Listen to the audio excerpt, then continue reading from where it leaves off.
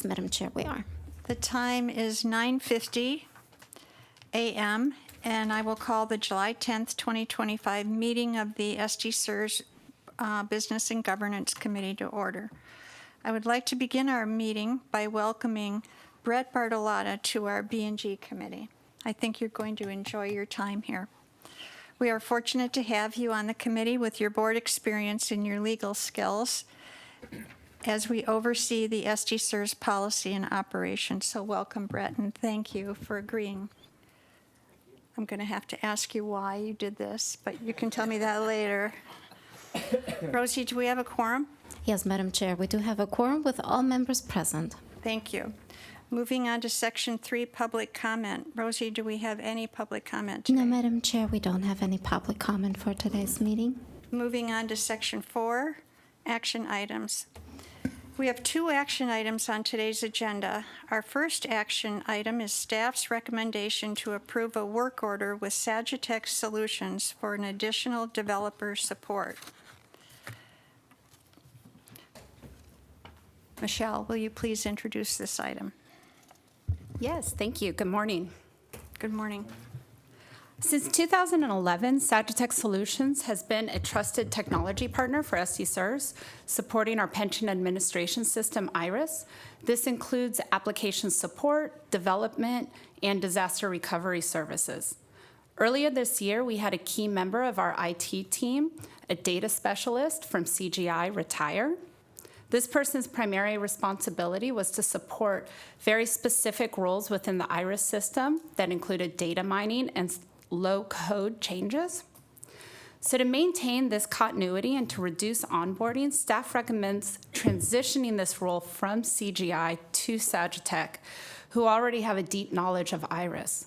We believe that we can maintain the same level of service and support by reducing this position from a full-time to a part-time person because of that intimate knowledge of the system and data framework. This will result in a cost savings to SDCERS. So to support this, staff recommends a 1-year work order with Sagitech for an additional developer, with the option to extend this service annually for 3 years to align with the terms of our already approved support agreement. The total of this work order will not exceed $805,000 across the 3 plus 1 year. Therefore, staff recommends that the Board of Administration authorize the Chief Executive Officer to execute this work order with Sagitech Solutions for 1 year with the option to extend in 1-year increments up to 3 additional years for a cost not to exceed $805,000. With that, I'm happy to answer any questions. Would any committee member like to speak on this matter? May I have a, okay, hop in. Michelle, just for my edification, years ago, this computer program that we've dubbed IRIS was put together, right, to take care of what we need to get done. It's essentially a custom system for us. Is that right? I wouldn't call it a custom system. What we purchased was a platform and a framework. So on that framework, we build our business rules. So if you want to call defining our business rules of how we execute benefits and how we execute our different business process custom, then you purchased a framework that we modified to our business practices. So everybody who purchases Sagitech Solution would get the same framework. How they administer their benefits, how they define their plans would be unique to each of their customers. Got it. Makes sense. And Different than the ERP system.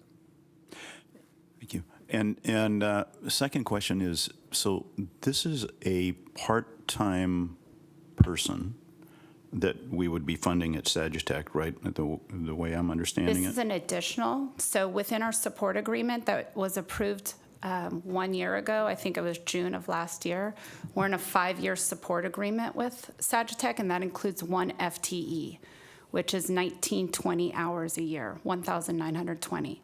This person is in addition to that 1 FTE position. And at about $200,000 a year. Correct.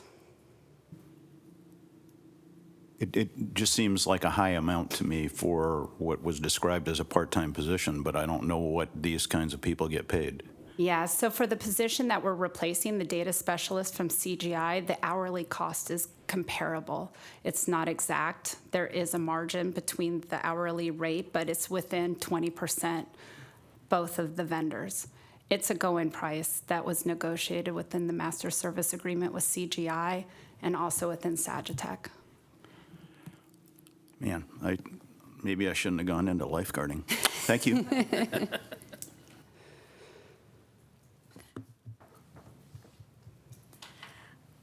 And obviously, there's an overhead allocation, so it's not all going to one part-time employee. There's, overhead to Sagitech and so forth. And it's really not for 3 years, right? It's for 4 years. Correct. We want to do it for 1 plus year one. and make sure that we're getting the services and the level of support that we expect. Right. With that, if it's meeting our expectation, then we'll extend it annually. We just didn't want to go into a long-term commitment. If we were to bring somebody in from CGI, we would be bringing in somebody new. We would have to onboard them. They'd learn the data schema. They'd have to learn the source code process and the development cycle. This person is coming in already vetted with a deep knowledge of our business practices and our framework. That's great. Thank you. All right. Let's see. Do we have a motion? Yes, And a Madam second? Chair. It was moved by Paul Lotz and seconded by Mr. Chris Brewster. All right. Let's record our votes. And with all votes in, Madam Chair, this motion passes 6-0. Thank you, Rosie. Our second action item is staff's recommendation to amend various SDCERS policies and rules which are specifically noted on the committee agenda. Johnny, will you please introduce this action item? Yes, thank you. Good morning, Bobby. Good morning, community members. There are a lot of recommended changes. I just want to highlight 3 of them, and I'll take any questions you have after those. At the last meeting, a few board members asked staff to clarify the recommendation for how and who extends a contract, just similar to what you just did for our IT team. And so we've done that in the red line changes. And just to explain, for contracts within the board's purview, only the board or its designee may extend the term of the contract. And for contracts under staff's authority, the CEO may extend the term of the contract, but subject to the total maximum length of 5 years. The second recommended change that I want to highlight concerns the board process for member elections. What happens when our board members are elected to this board? And this recommendation was actually brought by Mr. Brewster, and staff really likes it too. And it's the understanding that if a member is elected to a certain position, like a general member position, and is no longer a general member, like they switch to a safety member, then they can no longer have that seat.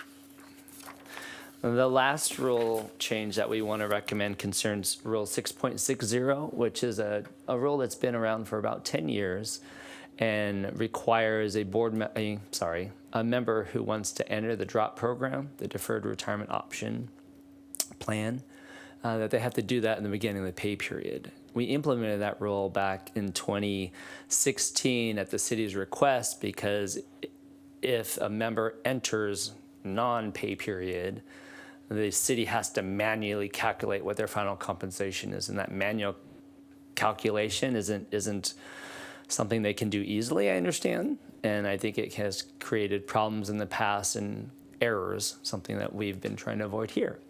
And so we implemented that rule in 2016 to help the city out. Subsequent to that, staff had recommended and the board adopted the CEO having the discretion to waive that rule in situations where really to avoid financial consequences. And at the time we were dealing with 2 members who wanted to enter DROP before the beginning of the cost of living adjustment that they would have received. And so we wanted to make that exception for those folks, and we kind of made a broad exception to the rule. Years go by, and we have a new CEO, and part of the issue, I think, is understanding that discretion. When does a CEO exercise his discretion? And I think the problem is that the board wants this rule to enter in the pay period, but the board has given the CEO discretion to waive it anytime it creates a financial consequence. And that exception kind of eats up that rule, such that anytime someone wants to enter drop, it will make a financial consequence. So the recommendation really is to not have that discretion for the CEO. That way that rule can be implemented for consistently with all members. Other than that, I'll take any questions you may have on any of those three or any other recommended changes. Chris, do you have any questions? I don't know why you would call on me first, but just going to that first, the last one that you mentioned, Johnny. So I had a conversation with another board member before this meeting, just one, by the way. And it was pointed out to me, as you explained, that a person could become eligible for drop in the pay period straddling the fiscal year, and thus could be disadvantaged if we followed the rule as it is, financially disadvantaged. And so I'm understanding that the out clause there was primarily to address that. I think that's what you explained. What concerns me is if we take away that discretionary option, then now somebody could be disadvantaged in the future as a result of that. I mean, there wouldn't be a way to avoid that. And I understand the city's issue there, the way you articulated it, but I think that the member who wants to go into drop has a right to go in as of the date they turned whatever, 50 or whatever the date is that they're allowed to go into drop. In other words, they have the absolute right to go in on that day, and the city's difficulties with payroll, I think, is not something that is considered in that. Rather than having a general out clause that allows the CEO to, in their discretion, to do something, is it possible to write this in such a way that it says that this will be done unless it creates a financial disadvantage to the member? Because if they miss that cost of living increase 1 year, it may seem small, but then it's going to be compounded over the years for the rest of their retirement. And so I think while the general concept is great, I just don't want to see members disadvantaged as a result of what we come up with.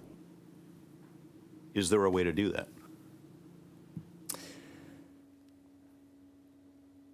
I know this is a change near and dear to your heart, so if you want to speak first, please do. Otherwise, I'll respond to Mr. Brewster's question.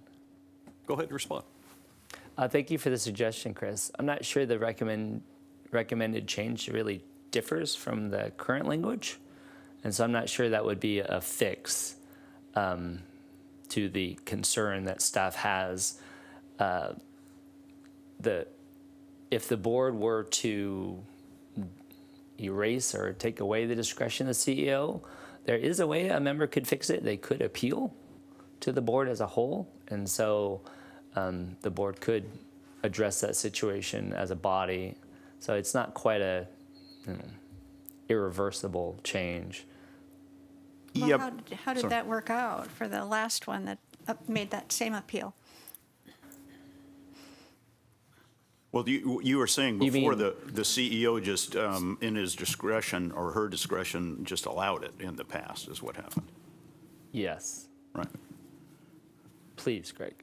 So I've had the pleasure and the fortune to be your CEO for 7.5 years now. And we thank you for that. And I have had one request, and it was just recent.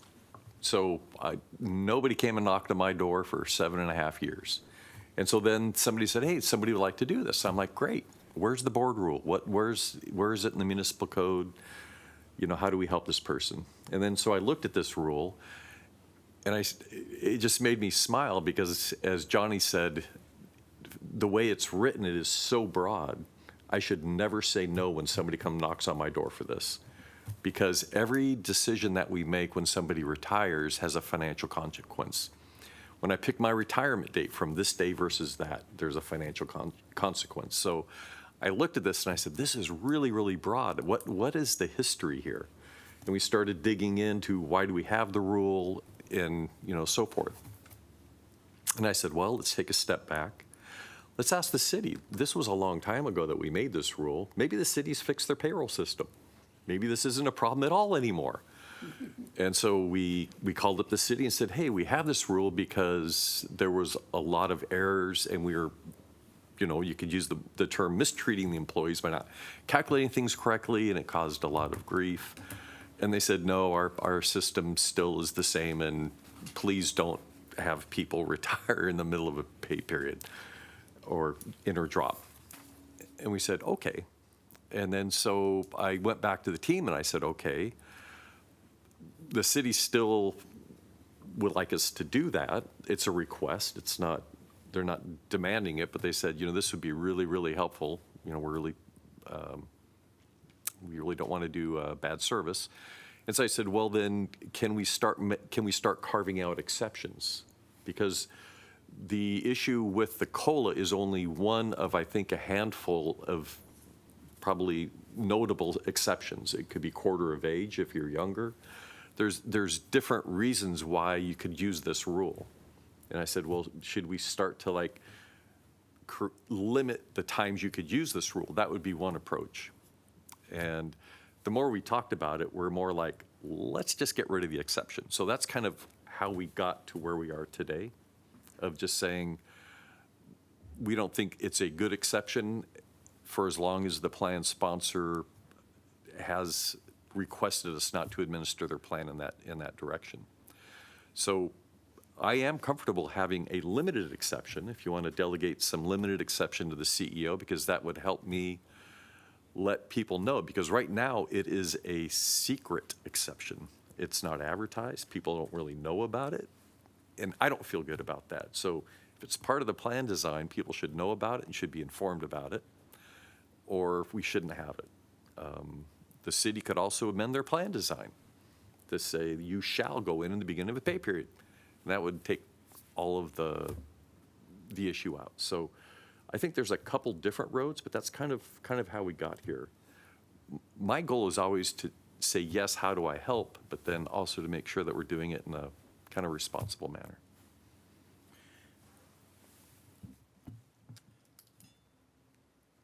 Yeah, and it's, I understand I don't want to say bureaucratic. You can say bureaucratic. I understand the bureaucratic inclination to want to do it at the beginning of a pay period, and I get all that. But in the end, if we hurt members financially by going that route, is that what we ought to be doing? And I assume you don't want to answer that question. So,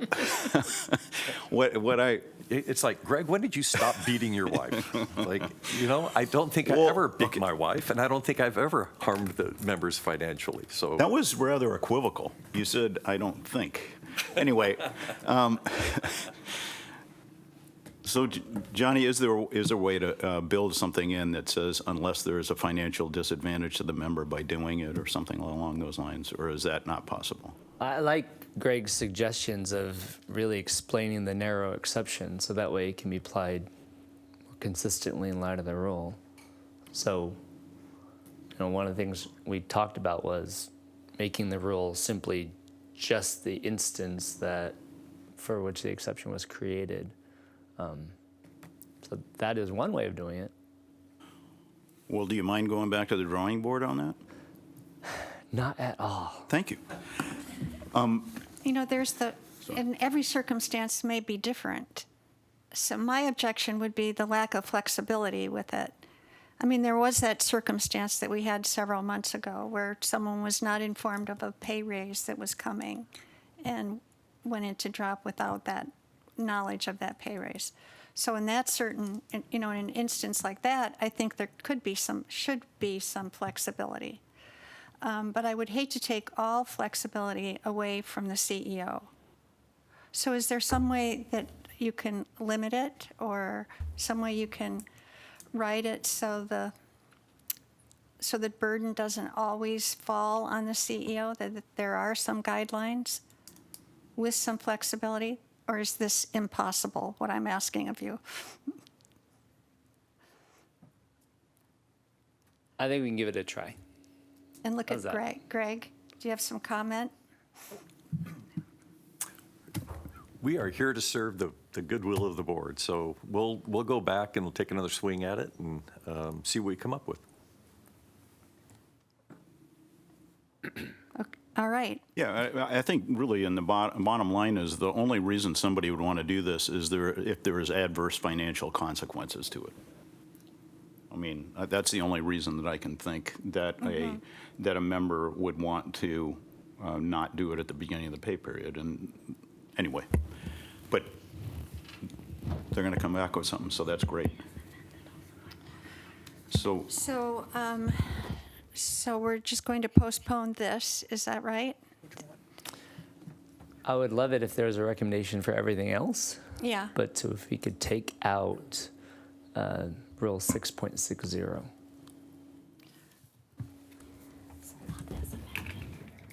Rosie, do you need, well, Let me see if I some can. comments on a couple of the other. oh, you do? Yeah, sorry. Can we delete this only? I'm doing my best here, Paul. And then leave the rest. From there, yeah, delete that. And then just type in board rules, because we're missing Are those your yellow highlights? board rules. There you go. Good. And then delete as amended, because they didn't amend it, they just punted it. Perfect.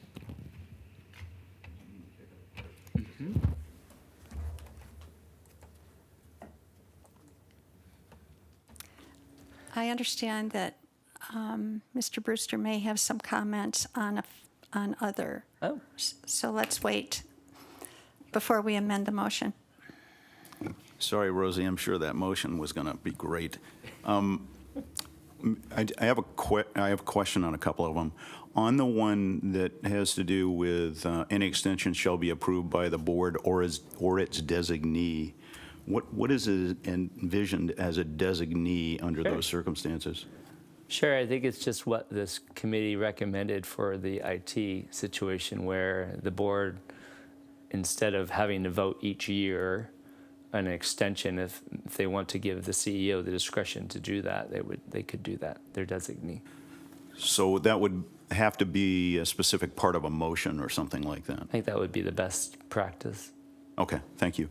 And on the board member elections, so one of the pieces that you put into the board member elections was and this was for the active representatives on the board, or those who were elected by the active members and the retiree members, that if somebody left the position within a year, that there would be a no election during that period. And my only concern there is, so the police member leaves, 11 and a half months prior, then there's no representative for the police for an entire year, basically. Is there a reason that, it was a year versus 6 months versus whatever? Thank you for bringing that up. The situation hasn't happened, but it's one of the things when we review these, we want a policy in place, a procedure in place. It does happen. So the election process takes time. It's not like someone quits the board or has to leave and we can get someone in their spot the next day.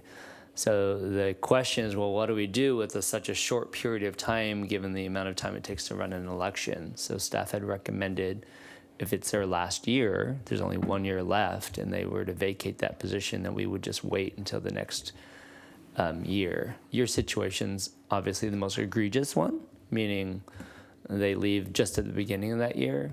I think the rule kind of contemplates the idea of, do we really want to have an election for someone who sits there for 2 months, 3 months, 1 month? And there's only 6 meetings a year, so we're not looking at a lot of time. Okay.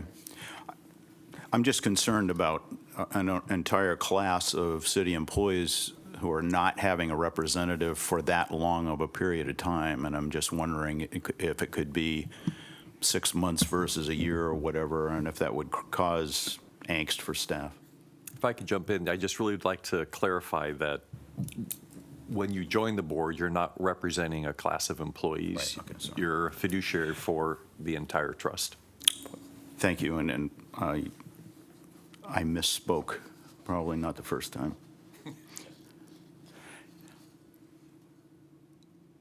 Are you waiting an answer for me? Is there something short of a year? Yeah, yes. I think the recommendation from staff is a year, but again, we're here to help, so if there's a different number that Well, I this don't know committee likes. what other people think about that.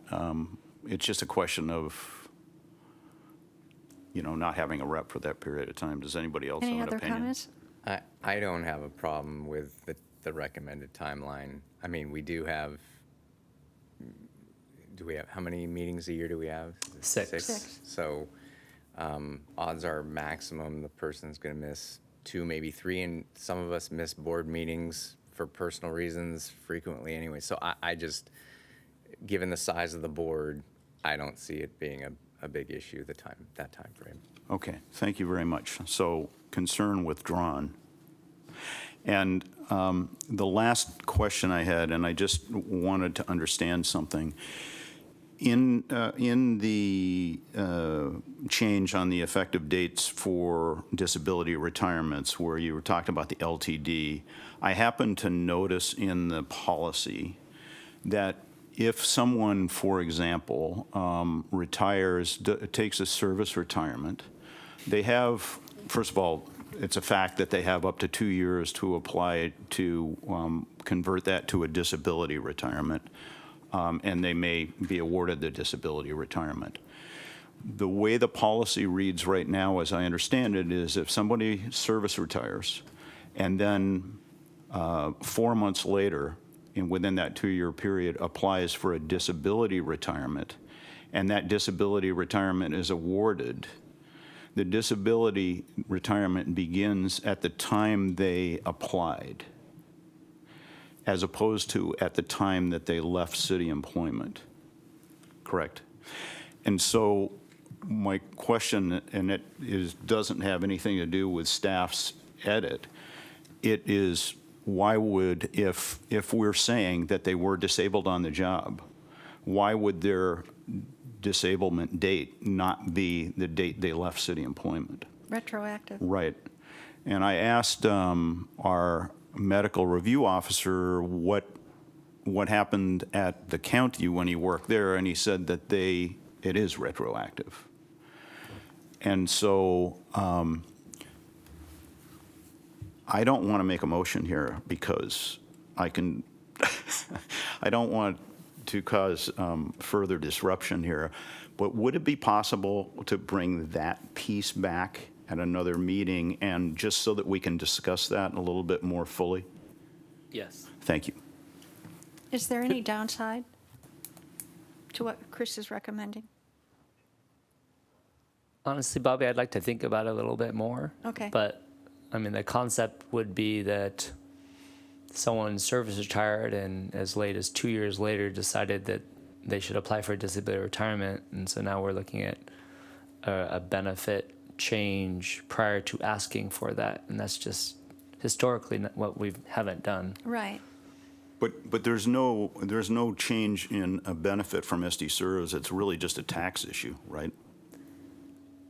No, that's, Oh, okay, Sandra. How's it reported, Sandra, if it's We have- disability retirement? sorry, technologically challenged. we actually do recalculate the entire benefit. So when it converts, there's changes in the mortality table. It goes from healthy to unhealthy. There's other changes that happen. So the benefit could either go up a little bit or down a little bit. People sometimes owe us some retro repayment from that calculation. Okay, thanks. Well, I mean, I just wanted to bring up the issue and hope that we could discuss it further at some future time so that I don't slow down the chair's excellent work here. So, Bobby, would it be okay if we ask the Disability Committee to discuss this disability policy matter? That's a great idea. Thank you. That's a great idea. So, Johnny, do you have some recommendations to change this motion? I don't. I think Mr. Brewster wants to adopt the changes as is on 7.180, but wants to explore changing it with the Disability Committee at the September meeting to address retroactivity for an application versus data service retirement. Okay. Is that correct, Chris? Yeah, I think disability effective date. Right. Right. Okay. So, all right, so for the motion that we are going to make right now, are there changes that need to be made to it? There was a, No, because we took out 6.60 from the proposed motion, because You've that's already going to done be that? kicked, and we've taken that out. okay. All right. Do I have a motion? 1 second, Madam Chair.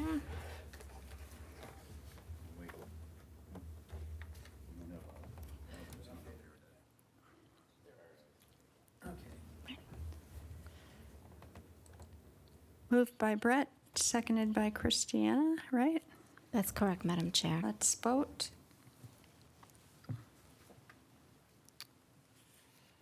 And with all votes in, Madam Chair, this motion passes 6-0. All right. Well, thank you for that. Thank you, Chris. Thank you, Johnny. We are done with our action items, so moving on to reports. Member Services Division Report, Natasha. Good morning, everyone. So you do have the staff report, but I wanted to share some brief highlights. We'll start off with the call center and a topic that came up at the May board meeting, which was if a target of 30 seconds for a wait time was realistic, because as Mr. Brewster pointed out, we were consistent in actually not meeting that target. So we have been looking at all of our operations, including staffing levels, training tools, password portal, registration process improvements, and more, so this was very timely. Based on our analysis, looking at periods where we had full staffing and normal call volume, the average wait times ranged from 95 to 133 seconds. So they were averaging about 103 seconds, so a little bit, more than a minute and a half. We decided to have a target of 90 seconds, though, primarily in the hopes that the work we are doing with IT on the password portal process improvements makes a difference in our call wait times. So using the new target, we did have about an average wait time in May of 1 minute and 17 seconds, which is 77 seconds. So we beat the target, which is great because I feel good about that. And in June, we had 1,130 calls with an average wait time of 66 seconds. It was actually, for some reason, May and June were lower than average call times. We usually go between 1,600 and 1,800 calls. So we did have lower volume, so we were able to beat that target. The top trending calls were related to the member portal issues, health allowance and member payments, and drop-related questions. So moving on, you might recall that we have talked about preparing a backup plan for busy counseling seasons and utilizing our call center supervisor, Andreas Molina, to be cross-trained to do drop-exit appointments. This was incredibly helpful since even with the team going to 3 appointments a day, we would have been hard-pressed this last go-around to accommodate everybody. There was a total of 206 scheduled appointments in May and June alone.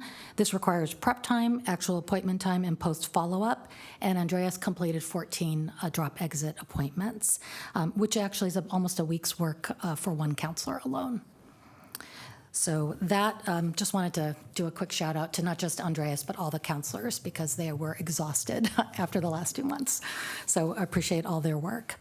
We actually are going to count on using him again in November and December, anticipation that depending on what the drop interest rate is, it may result in another high volume of appointments. So he is actually continuing to do an occasional appointment, so it keeps it fresh in his mind, so he's ready to go in the fall. So with that, happy to answer any questions. Well, thank you. Thank you very much, and thank you to all those hard workers in the Yeah. call center. It's amazing. Yeah, they're doing a great job. Thank Any you. questions for Natasha? Well, thanks. Hearing none, moving on to the Benefits Administration Division report. Sandra.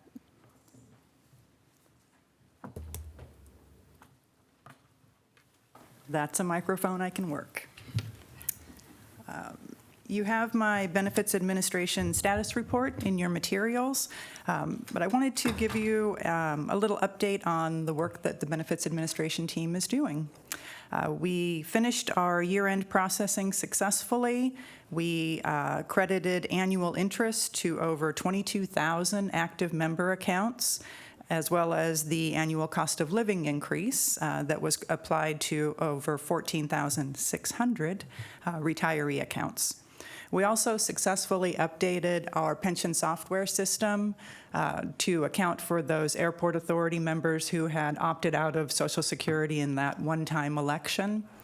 So we're now able to accept employer transmittals that will reflect the people who are no longer participating in Social Security and will have that higher PEPRA compensation limit. With regard to the Benefits Administration structure, it was, I think, this meeting last year when we talked about splitting the Benefits Administration team into 2 sections with the active member benefits and the retired member benefits.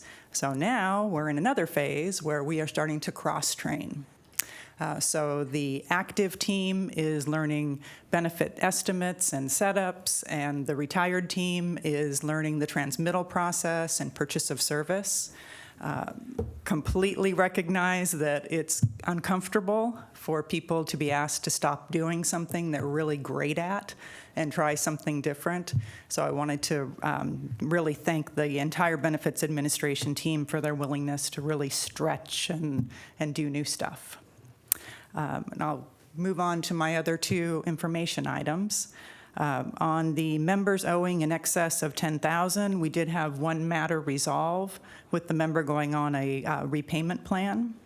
And then the annual report of overpayments and underpayments in excess of $1,000. You may notice that the report is much shorter this year than last year. Last year, we had a group of over 40 corrections that were associated with the reciprocal salary changes. So without that big correction group, the report, I think, is at least a page shorter than it was last year. And as usual, you'll see that the late notification of death kind of continues to be that biggest and most costly group of overpayments. But we're working on some different ways to track those death overpayments, since they're not really corrections. They're really just an overpayment of a benefit. And in general, we'd really like to see the reporting on corrections be a little bit more meaningful for you. So we're going to stay tuned for some, maybe some proposals for some updates to board policies. So, you know, maybe you're not going to see an annual report of everything over $1,000 that, you know, doesn't have as much meaning. Maybe some more frequent reporting or different statistics might be in order. So we'll work on that. If anybody has any suggestions. And he's not looking. Happy to answer any questions. I just had one. I don't have a suggestion. In the members owing excess of 1,000, it references missed contributions. How does that happen? It mostly happens when the plan sponsor doesn't enroll people in time. They're hired and the contributions just don't start for a few pay periods. Okay. And then you find that out sometime down the road when they've been in the system for a long time or whatever? It usually will come over on the employer transmittal, so we don't pick them up because they're not sending them over. And then when they send them over, they send them over with the contributions that were missed and the hire date. And does that mean that both the member and the employer both missed contributions because of that Correct. miscalculation? Yes. Okay, Yeah. thank you. We could get into a really neat actuarial discussion about how the employer sets rates, but the actuary anticipates people being hired throughout the year, and so I wouldn't really classify them as missed employer contributions. Oh, okay. Well, we probably don't have time to expand on that, right? We probably don't. All right, thank you very much. Thank you. Moving on, Michelle, your IT report.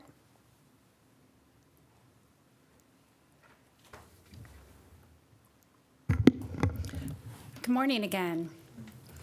SDCERS maintains relationships with several government agencies to receive regular communication on cyber threats within the nation. In light of recent geopolitical tensions, the Department of Homeland Security recently issued an advisory regarding elevated cyber threats from the Iranian-affiliated actors. In response, Department of Homeland Security, along with CISA and FBI, strongly recommend that all agencies, including and specifically government-related, take immediate action to strengthen their cybersecurity posture. An additional communication was announced from the former CISA director, Jen Easterly, reinforcing the urgency of the situation, emphasizing the need to maintain a shields-up posture.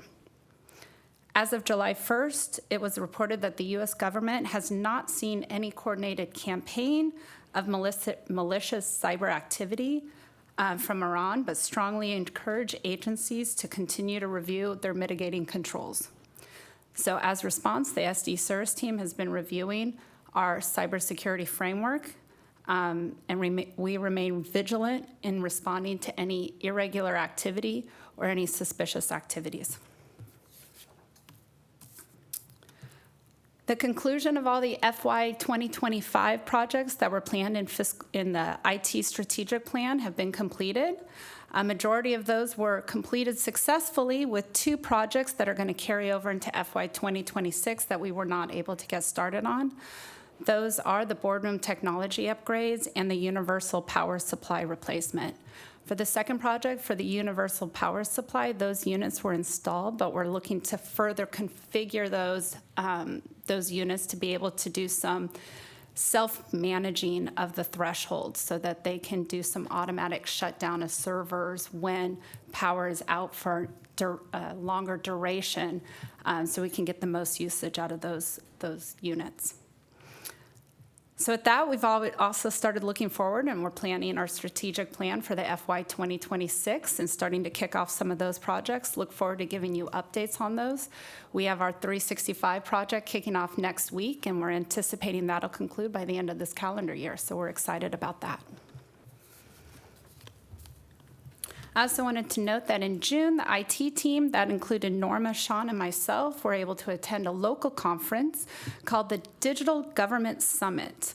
Several of the speakers at this conference were from the City of San Diego, including Jonathan Binke, the City of San Diego's CIO. This was a great conference. It brought together local municipals and IT leaders and technologists across other cities, including Carlsbad, El Cajon, Chula Vista, Imperial Beach, all across San Diego County.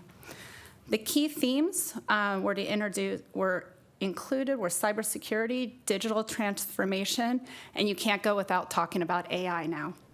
A lot of the discussion around AI was interesting to hear how other cities are approaching this. That the main message that I heard is be very strategic in how you're implementing AI. Look at business processes and find use cases within your organization to apply that artificial intelligence instead of the artificial intelligence driving your business. So it was a really very informative conversation to have. There were a lot of panelists that talked about how they're implementing and what their roadmaps are for artificial intelligence. And this concludes my updates. I'm happy to answer any questions. Any questions? Thank you very much. Thank you. All right. Are there any questions from the board members for on any of the staff reports? Nope. Oh.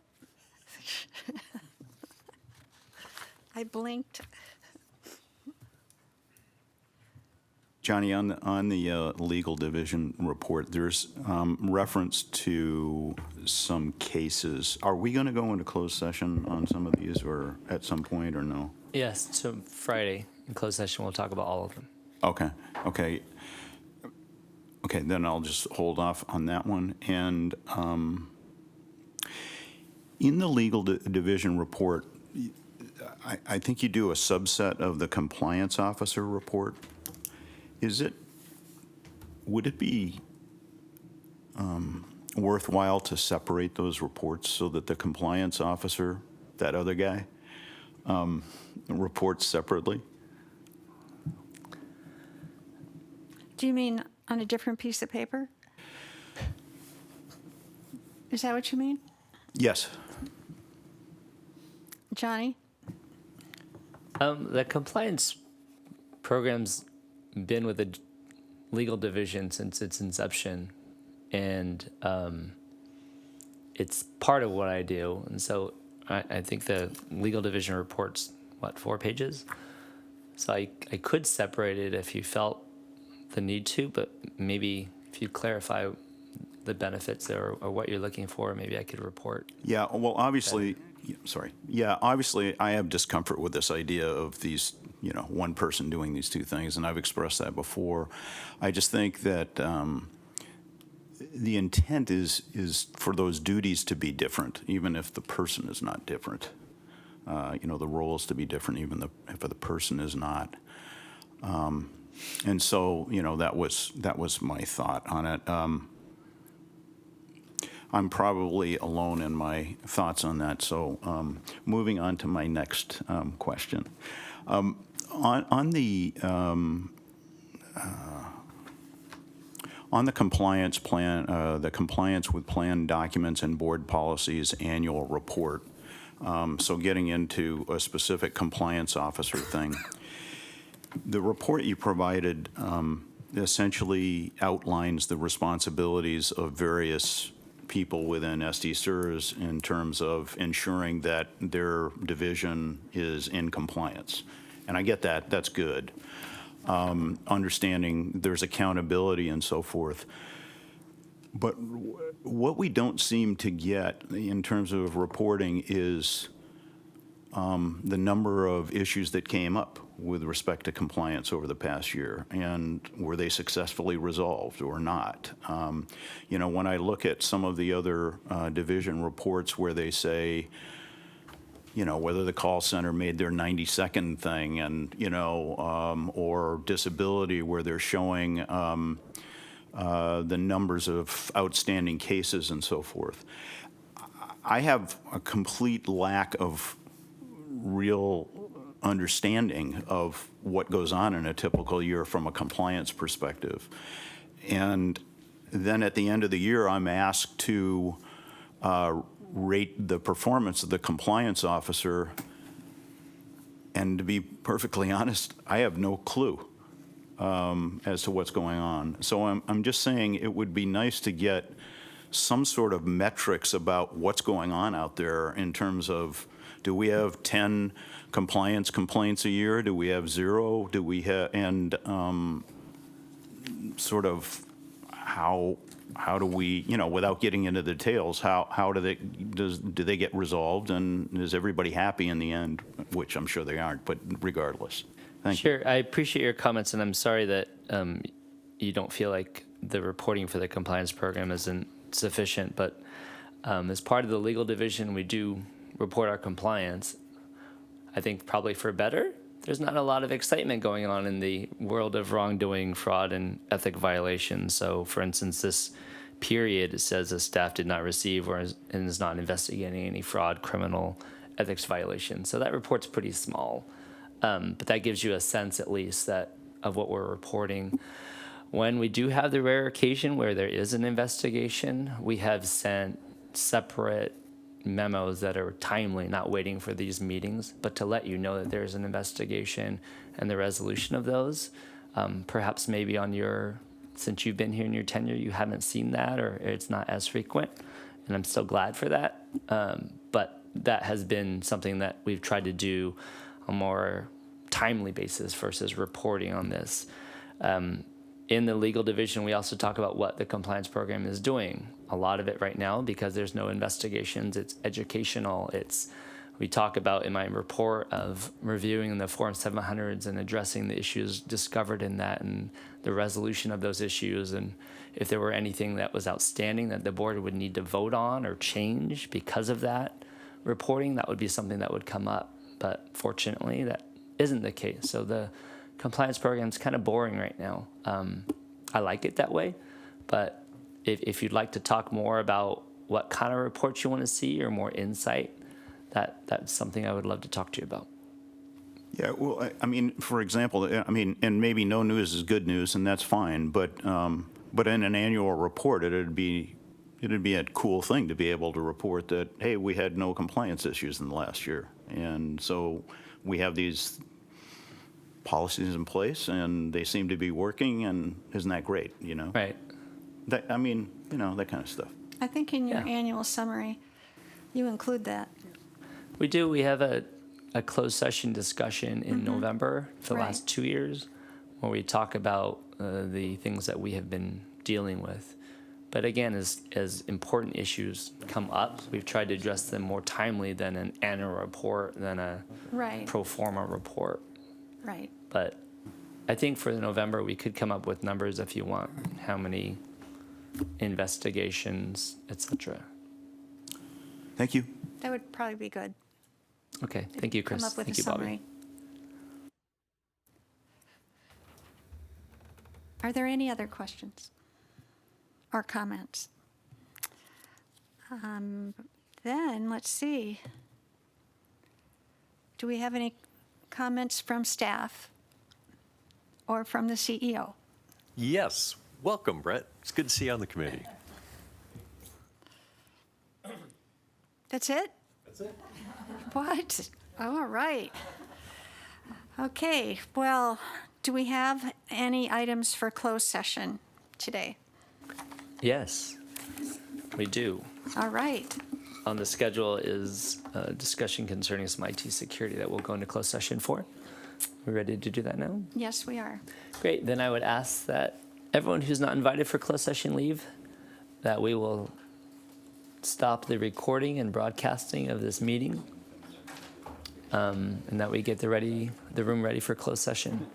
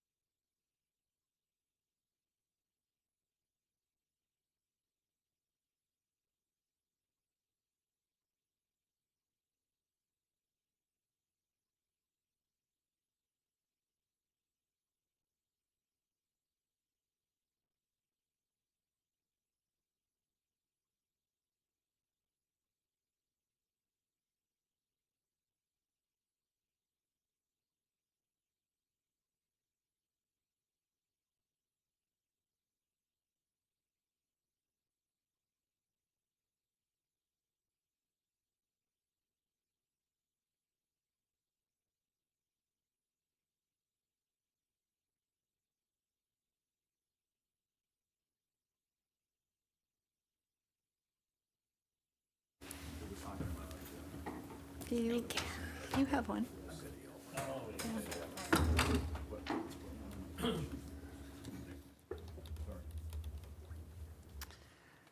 All right, Rosie, will you please begin regarding the meeting and let me know when you're ready? Yes, Madam Chair, you may proceed if you Okay, wish. we have finished closed session and have returned to open session agenda items, starting with Section 7, the closed session report. Johnny, do you have a report? See, there's nothing to report out of closed session. Thank you, Johnny. Moving to Section 8, adjournment. We've come to the end of our agenda. This meeting is adjourned. Our next B&G committee meeting is Thursday, September 11th at 9:15. Thank you. Thank you.